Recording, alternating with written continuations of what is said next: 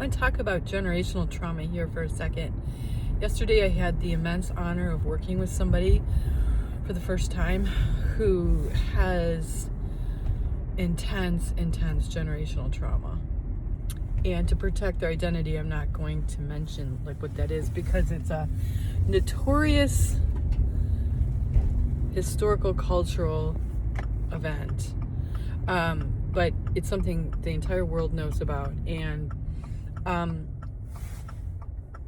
here's the thing. Their ancestors were involved in this. And one of the things that seems incredibly bizarre, in a way, is how the trauma that our parents have had can influence us and cause us to share in a trauma reaction.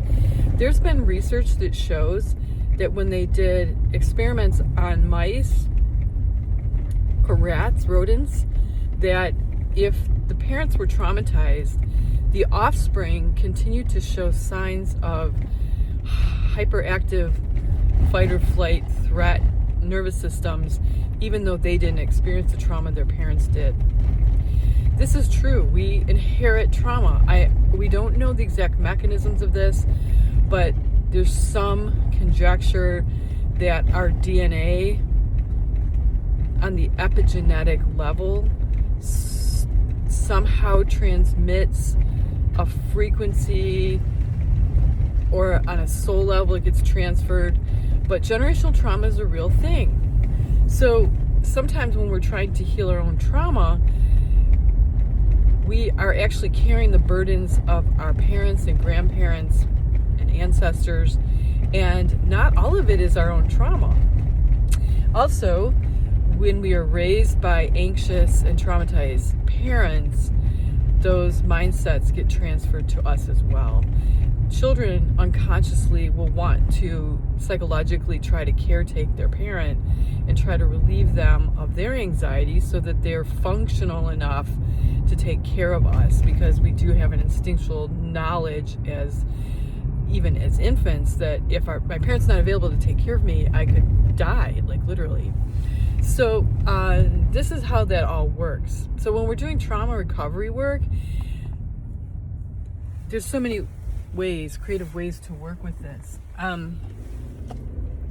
But I would just say, just practically speaking, a first step is to be at peace and, speak to ourselves, reframe our experience of anxiety to say, you know what, I could be, and likely am, also carrying the burden of my mother's trauma, my father's trauma, my grandparents, and not all of this is me.